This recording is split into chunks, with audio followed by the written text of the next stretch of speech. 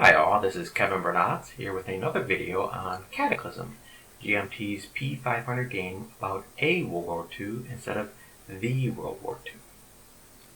This video we're going to talk a little bit about politics and how Scott and Bill have modeled it in the Cataclysm world.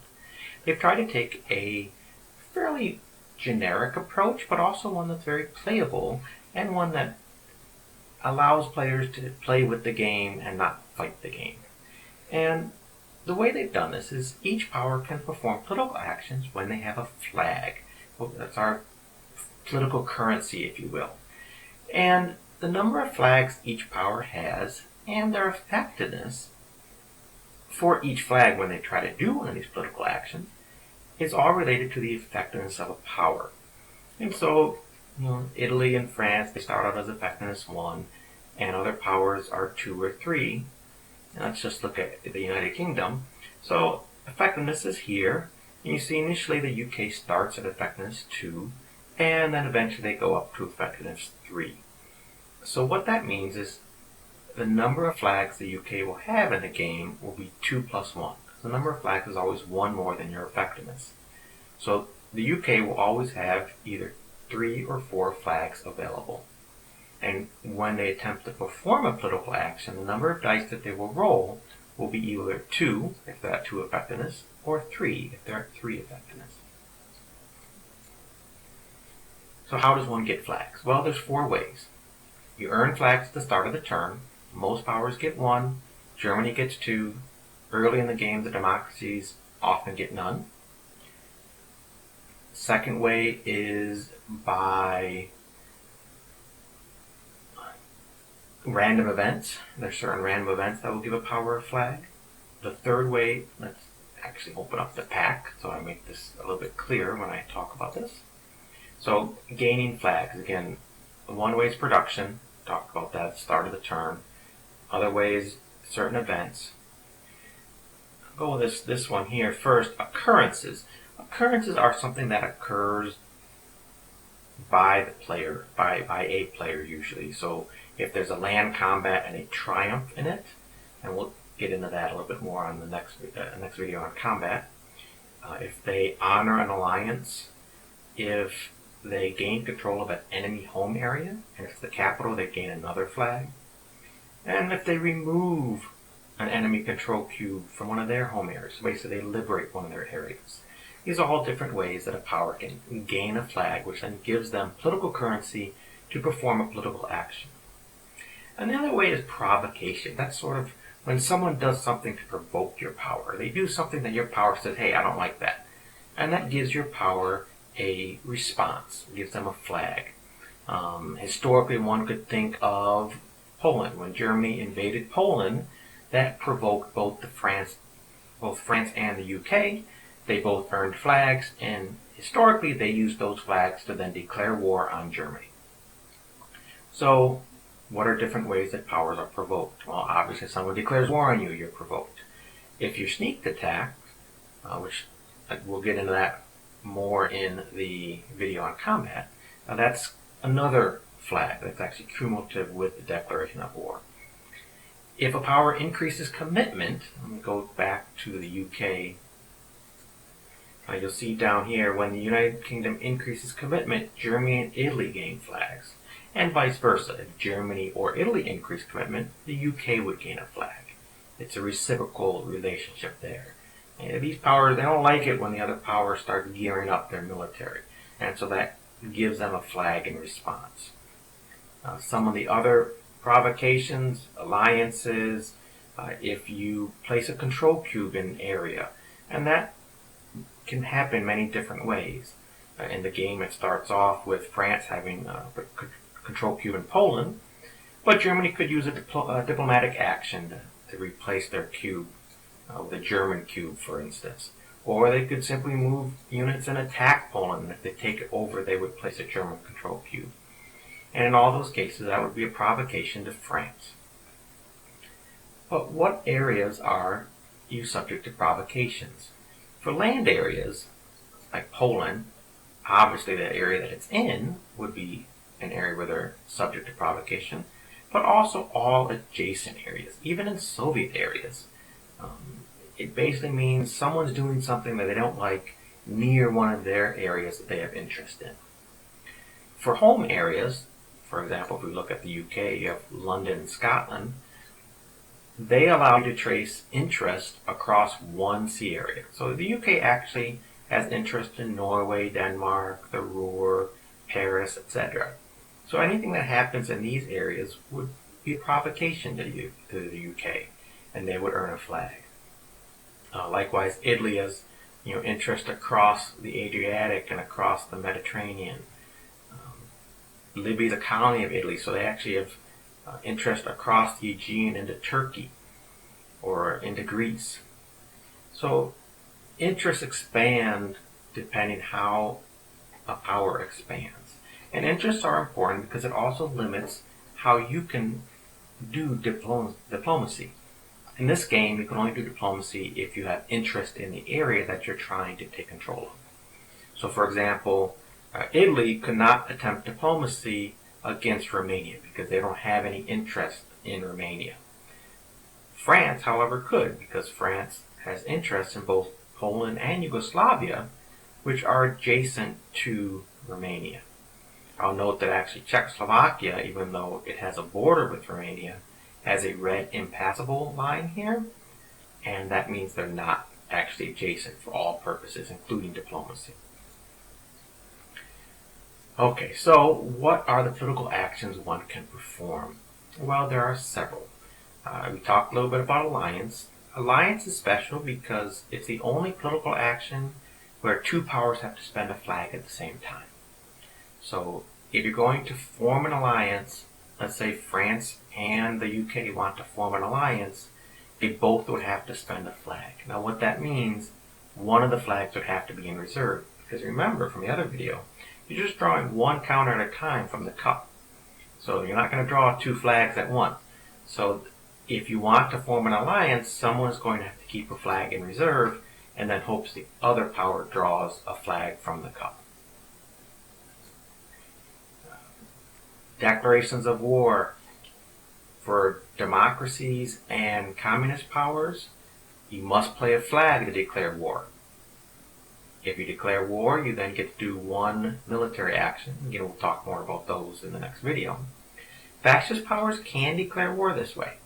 Alternatively, they can declare war simply by a combat military action, and that's what we term as a sneak attack. Diplomacy. Talked about that a little bit, where you attempt to take over an unoccupied country. Now, important, in Cataclysm, unoccupied does not include these minor country armies. So as long as there's not a major power army, or like France or Germany, one of their armies in an area, you can attempt to take it over with diplomacy. So yes, Germany could attempt to take over Poland, even though Poland has a French control cube. It basically means the French government or the Polish government is pro-France. That there's interest in France, that they support, France supports Poland. That doesn't mean that a coup could have happened or some other overtaking of the government and have it suddenly switch to be pro-German. Increasing your commitment. Again, going back to the United Kingdom card, you'll see that in this scenario they start at rearmament. Well, the way they got there is every power starts in 1933 at civilian. And as you move up, you're increasing your commitment. And what that does is it increases the number of units you have. So when the UK went from 8 to 11, from civilian to rearmament, the number of units they have goes from 8 to 11. Increases their conversion ratio, so their resources produce more build points, and our offensives produce more military action, military operations. And for some powers, like the UK and the US, and France actually as well, when they increase to a certain commitment level, they gain an effectiveness. And so they gain another flag that becomes available. The last thing, when you increase your commitment to rearmament, you have a home front, which basically is a check on your stability.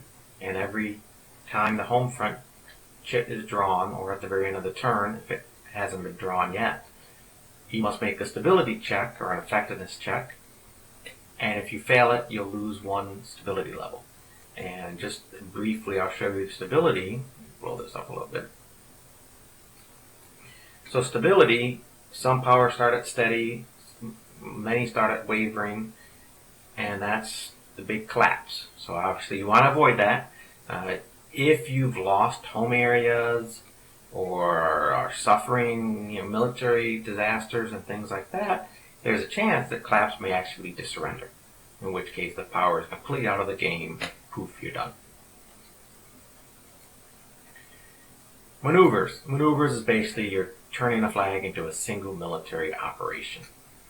It's generally less efficient than using your offensives for operations, because offensives later on would give 2 or 3 operations. A flag always gives you just 1. But if you have lots of flags and you really need to do something, then you can take and try to make that effectiveness check to get a military operation. Pressure democracy basically means one democracy tries to give their flag to another. Propaganda. That's going to be one of the most important political actions performed in the game. If you succeed in a propaganda action, it moves your stability up 1 level. And so I'll show you. Let me go back to the UK power card. So if the UK is at total war, they roll 3 dice for their effectiveness check, but there's a -2 modifier on their home front. The way dice rolls work in Cataclysm is you only take the highest roll. So of the 3 dice, you take the highest. Now, if you roll multiple 6s, each additional 6 would be a +1. The most you're ever rolling is 3 dice, so the most you can ever roll is an 8. If you roll all 3 6s, you're 6 +1 +1, that gives you an 8. Well, in order to pass an effectiveness check, you need to roll 5 or higher. Doesn't matter what the check is, who's rolling how many dice. So in order for a power to pass an effectiveness check with a -2, they need to roll at least double 6s. There's some powers like Italy and France who only roll 1 die. Clearly they cannot roll double 6s, so they'll be losing stability every turn. And so they'll be needing those propaganda checks to try to counter that. And then last but not least, for some powers, Germany, Soviet Union, the United States, there's different special actions you can do with a flag play. Germany can remove the Rhineland demilitarized marker. The Soviet Union can build the Trans-Siberian Railroad or change their posture. I'll get into the posture just a little bit. And the United States can either sever the trade that they're giving to Japan or initiate Lend-Lease so they can start supporting pretty much anyone they want. So I mentioned a little bit about posture. Let me blow this up. So the Soviet Union is the only one that has this posture, and it basically means they can't do everything well at once. So if they want to fight well, they need to be in military reforms. But that means all their political actions, they're going to roll 1 less die.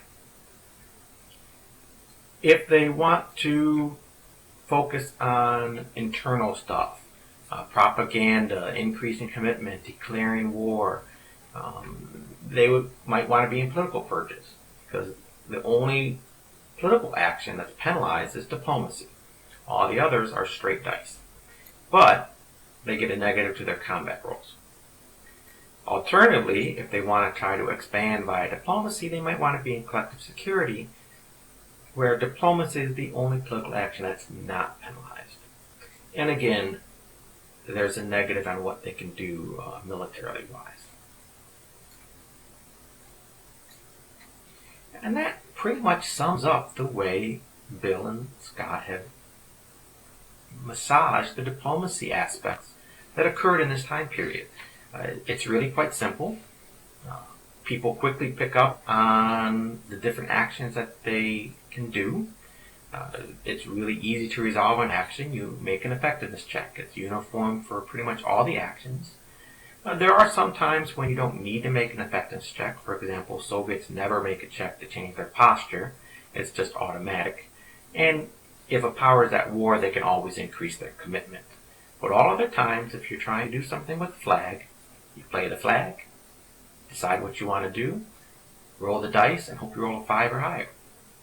Now, 5 or higher, that isn't always going to happen. And so one of the ways that the game mitigates that is if you fail an action, you get to place a cube in the failed political action display. And then your next political action will have a +1 to the modifier. So it becomes easier to make an action after you have failed one, so that a string of bad dice won't necessarily ruin the entire game for you. Yes, it's possible that a power that only rolls 1 die could indeed get several really bad rolls and not be able to do something that they would like to do.